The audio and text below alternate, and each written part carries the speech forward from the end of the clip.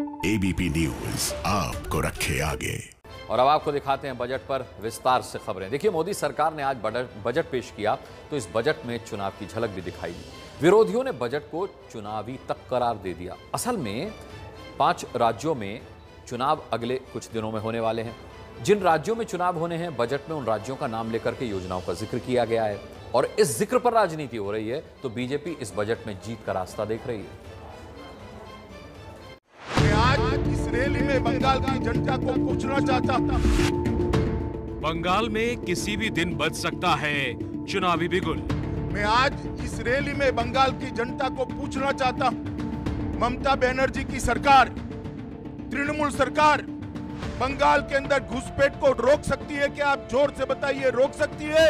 हर घर में सुविधाएं पहुंचाने में जुटी है और यहाँ पर भतीजे को मुख्यमंत्री बनाने के अलावे और कोई एजेंडा ही नहीं। मोदी सरकार जन कल्याण के लिए प्रतिबद्ध है और ममता दीदी की सरकार भतीजा कल्याण में व्यस्त है। ममता बनर्जी से सत्ता छीनने के लिए जोर लगा रही है बीजेपी। बंगाल की जनता ने कम्युनिस्ट सरकार हटाने के वक्त सुना था, वो परिवर्तन करने का काम भारतीय जनता पार्टी की सरकार करेगी। एक ऐसी सरकार देगी जो बंगाल की कानून और व्यवस्था की परिस्थिति को सुधारेगी, बंगाल के अंदर रोजगार का निर्माण करेगी, बंगाल की महिलाओं को सुरक्षित करेगी, बंगाल के अंदर घुसपैठ को पूर्णतया रोक देगी, बंगाल के अंदर हर किसान को प्रतिमाह 6,000 रुपया मिले, इसकी आय दुगनी हो, इसकी व्यवस्था करेगी। असम से तमिलनाडु तक में सत्ता के लिए बीजेपी का जोर। बंगाल के सरकारी कर्मचारी को इनके अधिकार की पूरी तनख्वाह मिले, इसकी व्यवस्था करेगी और एक टोलबाजी और तुष्टीकरण दोनों को पूर्णतया समाप्त कर देगी। भतीजे को मुख्यमंत्री बनाने के अलावे और कोई एजेंडा ही नहीं है।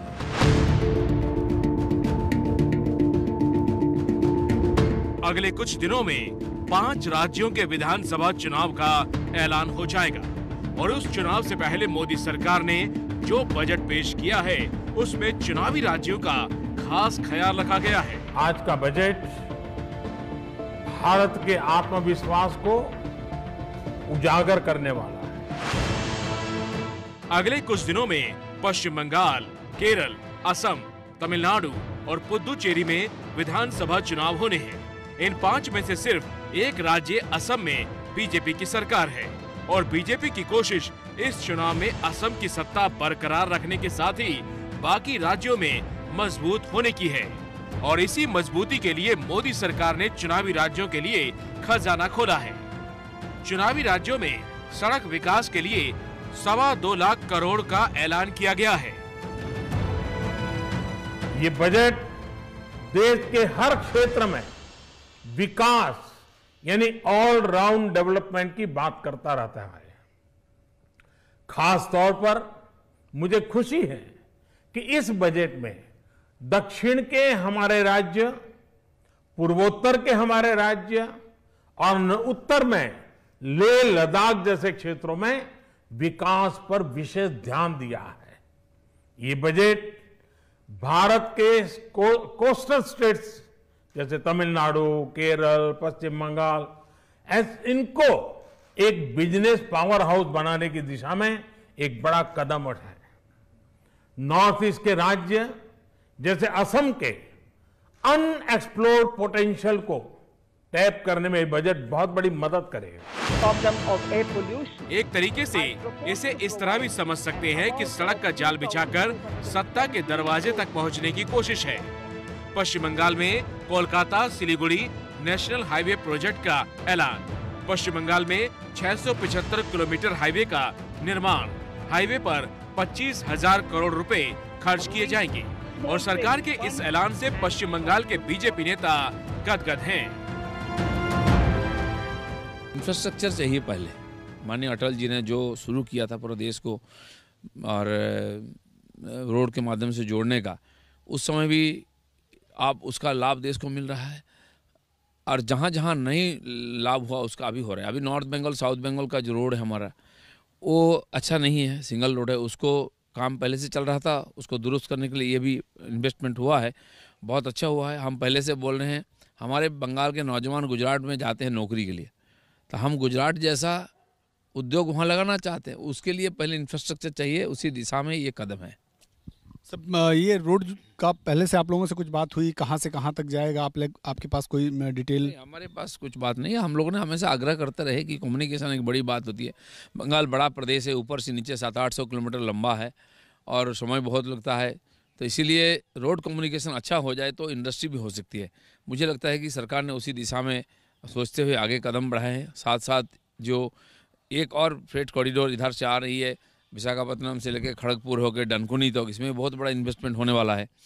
चाय बगीचा काफ़ी दिन से रुग्णावस्था में है, उसको ठीक करने के लिए भी 1000 करोड़ का नया इन्वेस्टमेंट उसमें हो रहा है, जिसमें कि वहाँ का ज़्यादा मजदूर है, उनके परिवारजन, बच्चों की पढ़ाई लिखाई हो, चिकित्सा की सुविधा हो, इस दृष्टि से 1000 करोड़ का विशेष रूप से वो इन्वेस्ट हो रही है। टीएमसी बजट को विजन लेस कहकर हमला कर रही है। महाराष्ट्र के लिए तो कुछ भी नहीं है। 1-2 हज़ार रुपया नासिक को दिया, बस वो ठीक है। और 5,000 करोड़ का जो है वो मेट्रो, अब पता नहीं वो मेट्रो कितने जो वापरते नहीं वापरते, वो बात अलग है, वो अलग से बोलेंगे। मगर जो राज्य 1,86,000 करोड़ रुपये जीएसटी देता है, उसको कुछ भी नहीं। जो 30-40 हज़ार करोड़ रुपया जीएसटी देता है, वह 35,000 करोड़ रुपया रास्ते बनाने के लिए दिए जा रहे हैं। साउथ में भी वैसा ही। क्यों? वहां चुनाव है। तो इस दूसरे एंगल से देखा जाए तो चुनावी बजट है ना, किसानों का फायदा है, नुकसान ही है। जब डीजल पेट्रोल बढ़ेंगे, नुकसान ही है सबका। इंडिया फार्स्ट पेपरलेस বাজেট, মানে পেপারে আর আপনি দেখতে পাবেন না, ওটা কোথায় লুকিয়ে রেখে দেবে একটা আইটিতে চুপচাপ করে, ওই মালপোয়ারা রেখে দেবে লুকিয়ে। রেলওয়ে সোল্ড বিক্রি, এয়ারপোর্ট সোল্ড বিক্রি, পোর্ট সোল্ড বন্দর বিক্রি, ইন্স্যুরেন্স সোল্ড বিক্রি, पीएसयू आरो 23টা बिक्री। केंद्रीय सड़क परिवहन मंत्री नितिन गडकरी कहते हैं कि सड़कों के इस जाल से रोजगार के अवसर पैदा होंगे। तो हिंदुस्तान के इतिहास का ये पहला बजट है जिसने इंफ्रास्ट्रक्चर को प्रायोरिटी दी है, और जो 6 पिलर पर वित्त मंत्री जी ने बात की उसमें हेल्थ सर्विसेज, एजुकेशन और विशेष रूप से जो एस्पिरेंट डिस्ट्रिक्ट है, जो सोशली इकोनॉमिकली एजुकेशनली बैकवर्ड है 115, उनके लिए विशेष सोचा गया है। और इंफ्रास्ट्रक्चर में railway, power, water transport, shipping, ports, road, airports, और इससे इंपोर्ट बचेगा, इकोनॉमिक ग्रोथ होगी, एम्प्लॉयमेंट पोटेंशियल बढ़ेगा, और सबसे इम्पोर्टेंट चीज़ है कि ethics, economy, ecology and environment.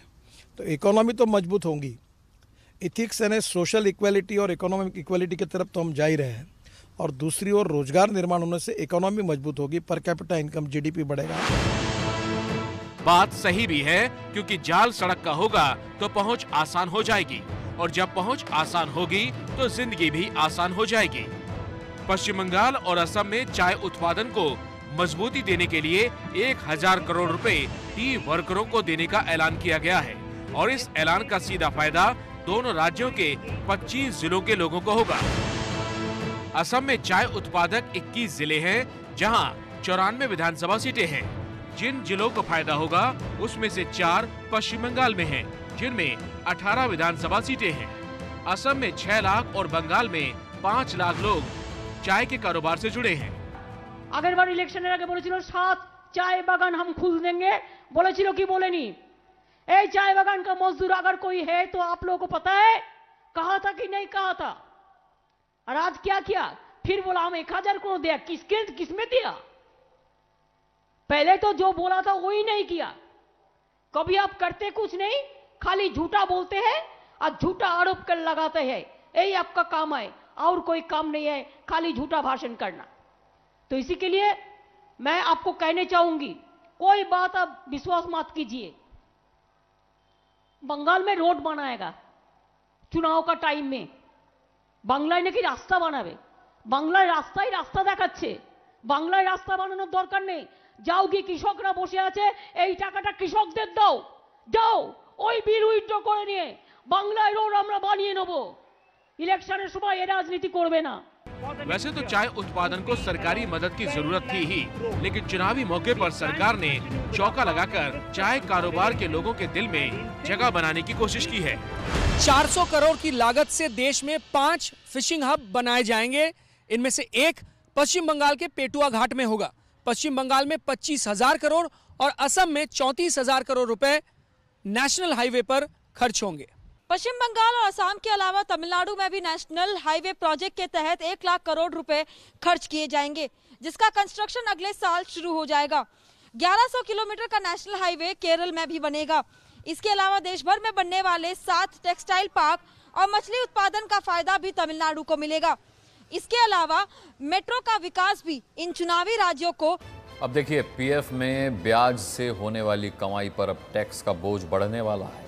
नए साल से अगर किसी का पीएफ योगदान 2.5 लाख रुपए है तो उसे उस पर मिलने वाले ब्याज पर टैक्स देना होगा। नया प्रावधान पीएफ और पीपीएफ दोनों पर लागू होगा। इसे आपको अब विस्तार से समझाते हैं इस रिपोर्ट में।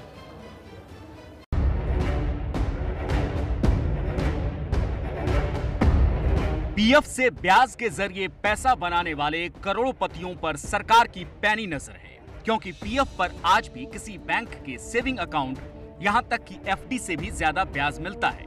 ये करीब 8% के बराबर होता है। इस आकर्षक ब्याज के लिए लोग पीएफ और पीपीएफ में मोटी रकम जमा करते हैं और इंटरेस्ट पाते हैं, लेकिन अब ऐसा नहीं होगा। नए बजट में वित्त मंत्री ने इसका प्रावधान कर दिया है, जिसके मुताबिक सालाना 2.5 लाख से ज्यादा के पीएफ योगदान के ब्याज पर टैक्स लगेगा। मान लीजिए कोई सालाना 5 लाख रुपए पीएफ जमा करता है तो 2.5 लाख के ब्याज पर टैक्स लगेगा। इसमें सबसे बड़ी बात ये कि पीएफ के साथ पीपीएफ में जमा होने वाले पैसे को भी जोड़ा जाएगा, यानी किसी एक में या फिर दोनों मिलाकर अगर आपके हिस्से का योगदान सालाना 2.5 लाख से ज्यादा है तो इसके ब्याज पर टैक्स देना होगा। अब इसका पूरा गणित आसानी से समझिए।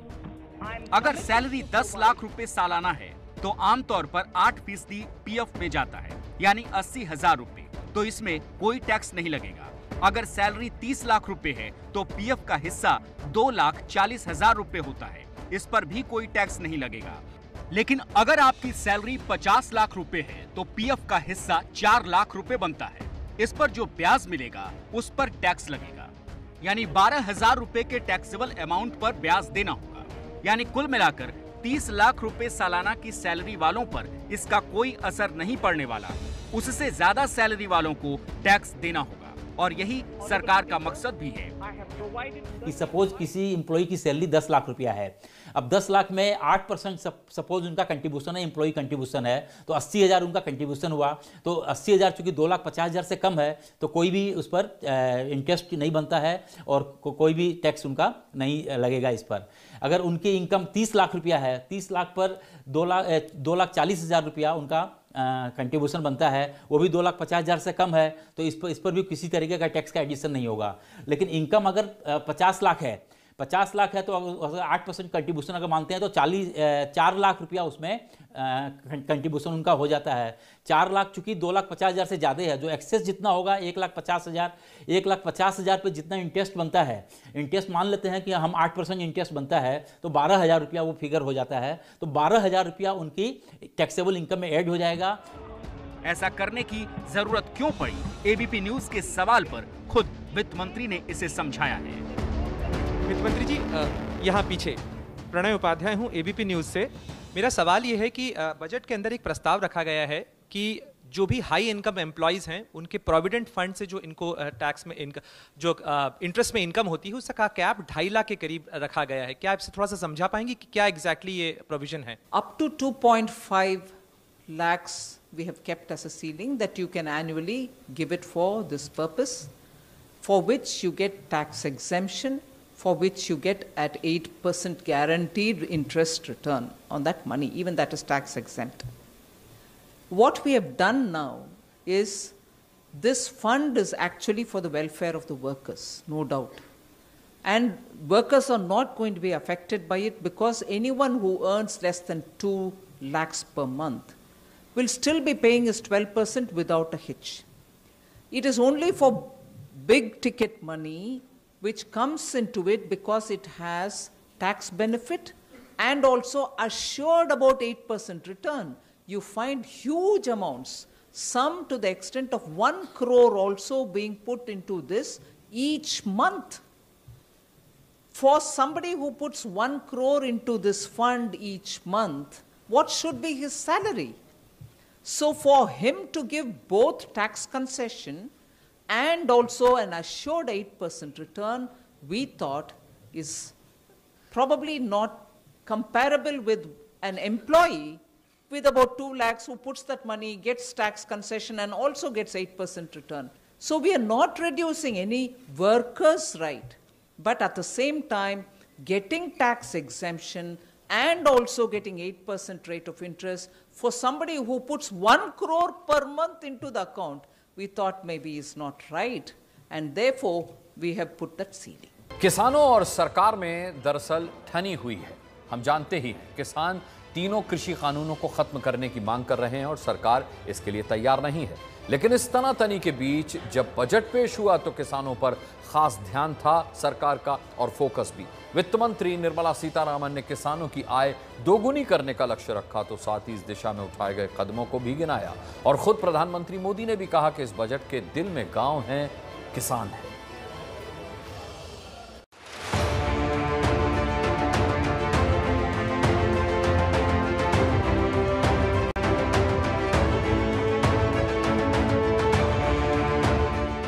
इस बजट के दिल में गांव है, हमारे किसान है। जिस वक्त वित्त मंत्री निर्मला सीतारमण अपने बजट भाषण में किसानों की बेहतरी के दावे कर रही थी, उसी वक्त दिल्ली की चौहद्दी पर किसानों की नाराजगी अपने हक के लिए आंदोलन कर रही थी।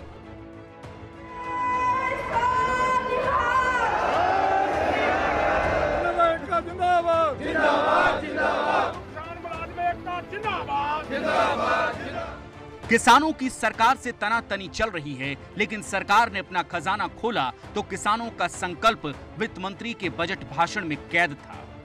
The proposals in Part A will further strengthen the sankalp of nation first, doubling farmers' income.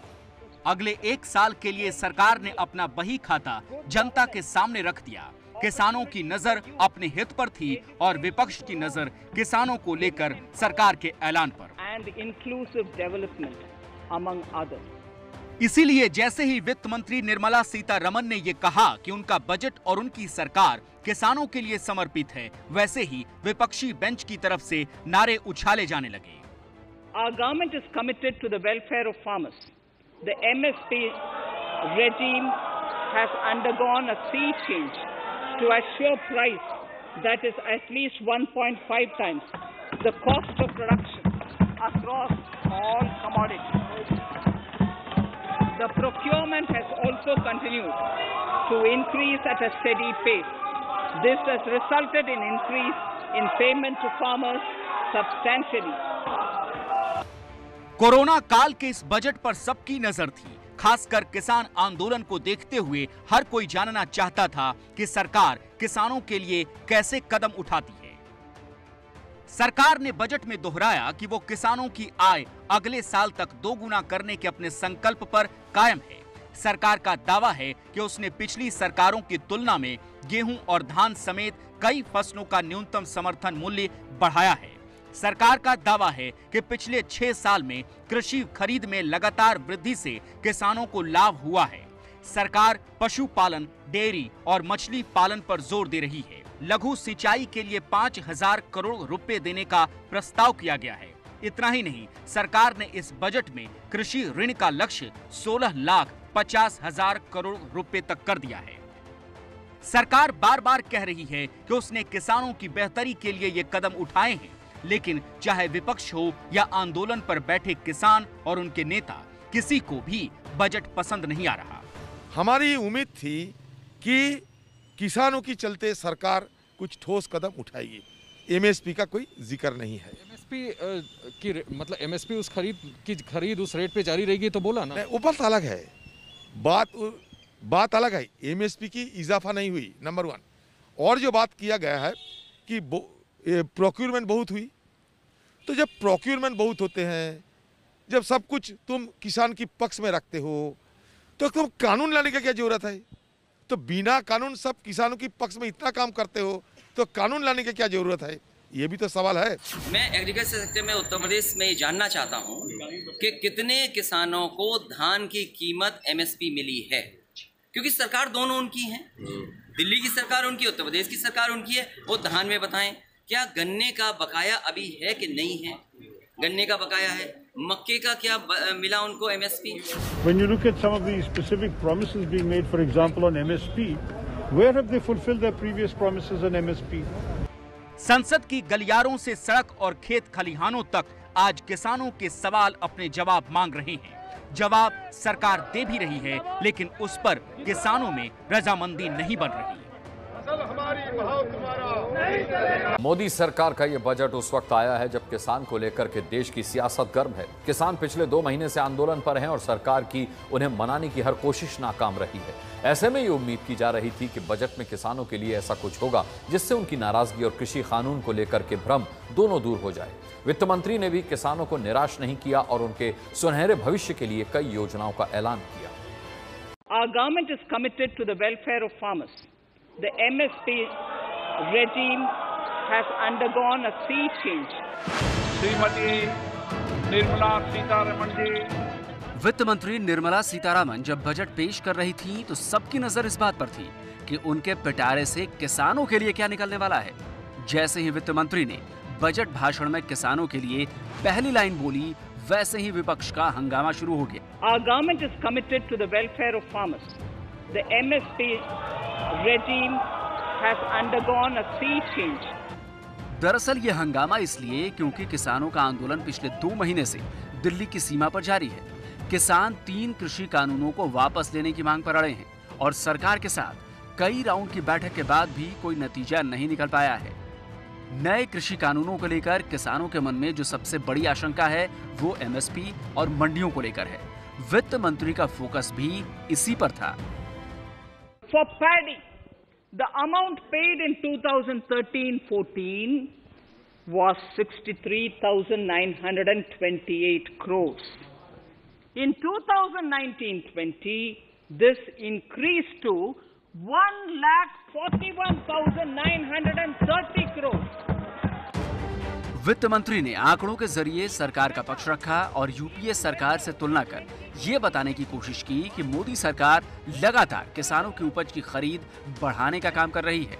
Budget के दौरान वित्त मंत्री ने MSP को लेकर खड़ी हुई आशंका दूर करने की कोशिश की। वित्त मंत्री ने कहा कि MSP को बढ़ाकर उत्पादन लागत का 1.5 गुना किया गया है। वित्त मंत्री के मुताबिक गेहूं के लिए किसानों को 75,060 करोड़ और दालों के लिए 10,503 करोड़ का भुगतान किया गया है। धान के लिए 1,72,752 करोड़ रुपए का भुगतान होने का अनुमान है। यही नहीं, कृषि उत्पादों में 22 और उत्पादों को शामिल किया गया है। सरकार का जोर इस बात पर है कि न्यूनतम समर्थन मूल्य का फायदा ज्यादा से ज्यादा किसानों तक पहुंचे। वित्त मंत्री ने बताया कि MSP का फायदा लेने वाले किसानों की संख्या भी लगातार बढ़ रही है। सरकार की कोशिश है कि किसानों की आमदनी को बढ़ाया जाए। The proposals in Pate will further strengthen the sankalp of nation first, doubling farmers' income, strong infrastructure, healthy India. वित्त मंत्री के बजट भाषण में फोकस इस बात पर था कि सरकार किसानों का भ्रम दूर करने की कोशिश करे। नए कृषि कानून के चलते किसानों को इस बात का डर है कि आने वाले वक्त में APMC व्यवस्था यानी मंडियां खत्म हो जाएंगी। लेकिन बजट पेश करते हुए वित्त मंत्री निर्मला सीतारमण ने किसानों की आमदनी बढ़ाने के लिए APMC को एग्री इंफ्रा फंड के तहत लाने का ऐलान कर दिया। इसमें किसान को जो है वो लाभ ये मिलेगा कि इन्होंने मंडी स्ट्रक्चर, क्योंकि इस वक्त किसान का फोकस मंडियों पर है कि भाई हमें ये मंडी स्ट्रक्चर जो है हमें यही सूट करता है, ये चाहिए। इसमें कहीं भी उसको कम करने की या उसको हटाने की नहीं, बल्कि उसको और ज़्यादा मजबूत करने की पर भी। इसके जरिए सरकार 1000 मंडियों को ई-नाम से जोड़ेगी। ई-नाम इलेक्ट्रॉनिक राष्ट्रीय कृषि बाजार है। ई-नाम के तहत 1,68 लाख किसानों का रजिस्ट्रेशन किया गया है। इसके जरिए 1.14 लाख करोड़ का व्यापार हुआ है। खुद प्रधानमंत्री नरेंद्र मोदी इसे क्रांतिकारी कदम बता रहे हैं। एग्रीकल्चर सेक्टर में किसानों को और आसानी से और ज्यादा ऋण मिल सकेगा। देश की मंडियों को यानी एपीएमसी को और मजबूत करने के लिए, सशक्त करने के लिए एग्रीकल्चर इंफ्रास्ट्रक्चर फंड से मदद का प्रावधान किया गया है। ये सब निर्णय ये दिखाते हैं कि इस बजट के दिल में गांव है, हमारे किसान है। सवाल यह है कि सरकार भले ही किसानों के लिए बड़े बड़े ऐलान कर रही है, लेकिन दूसरी तरफ किसान क्या इसे मानने के लिए तैयार है? क्या वो सरकार पर भरोसा करेंगे? फिलहाल तो ऐसी कोई सूरत नजर नहीं आती है। किसान नेताओं को अभी भी सरकार की मंशा पर शक है।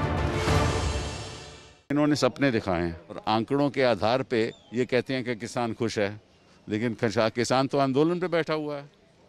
तो आंकड़ों से कोई आंदोलन तो नहीं खत्म होगा। किसान को मालूम है कि आज के दिन भी उसको जितना दाम मिलना चाहिए वो नहीं मिल रहा। आज की बात नहीं है, पिछले 60 साल से नहीं मिल रहा। एक तरफ किसान है और दूसरी तरफ उन्हें लेकर हो रही सियासत। ऐसे में इस विपक्ष को इस बजट में किसानों के लिए कुछ नजर नहीं आया। जो सभी फसलों के दाम का ऐलान तो जो भारत की मांग थी, भारत के किसान की मांग, वो तो हुआ नहीं।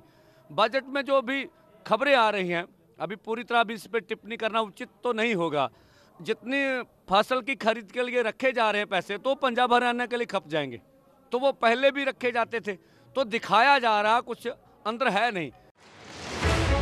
किसान आंदोलन अब इतना आगे जा चुका है कि किसान संगठन अपने पांव पीछे खींचने को तैयार नहीं है। दूसरी तरफ सियासत भी है जो उन्हें वापस लौटने नहीं दे रही। जो ये बात कही जा रही है कि अगर सरकार इस बजट में किसान सम्मान निधि की जो राशि है प्रति साल 6,000 रुपये की, उसमें बढ़ोतरी कर देती तो जो किसान आंदोलन चल रहा है उस पर असर पड़ता और शायद नरम पड़ते किसान, या आंदोलन वापस लेने की भी बात सोच सकते थे।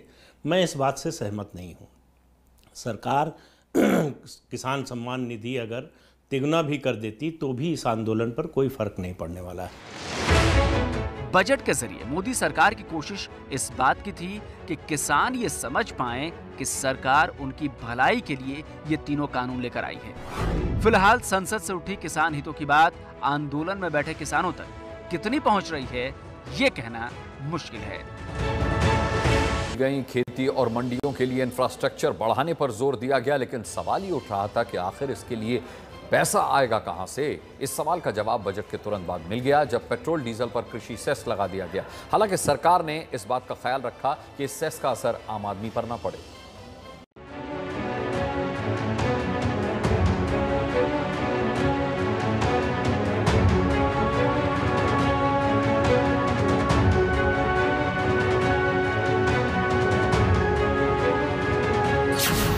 सरकार ने पेट्रोल और डीजल पर कृषि सेस लगा दिया है।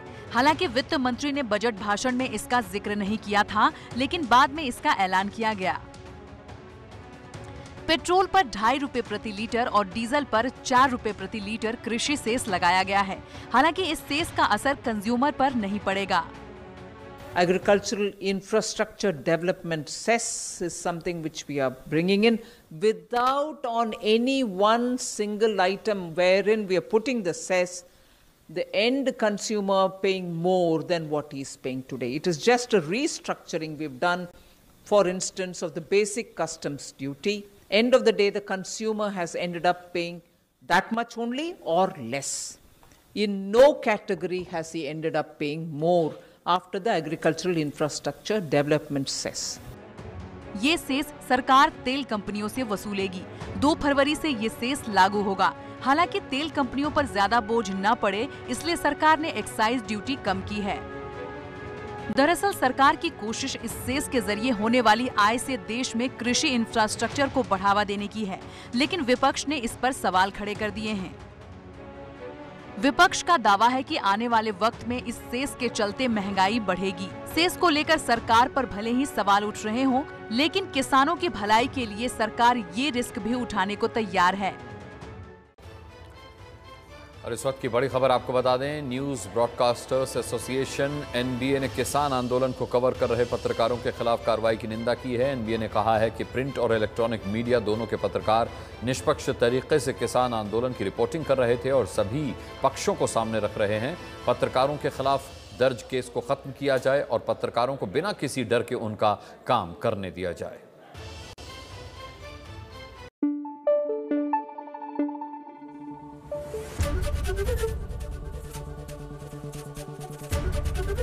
एबीपी न्यूज़ आपको रखे आगे।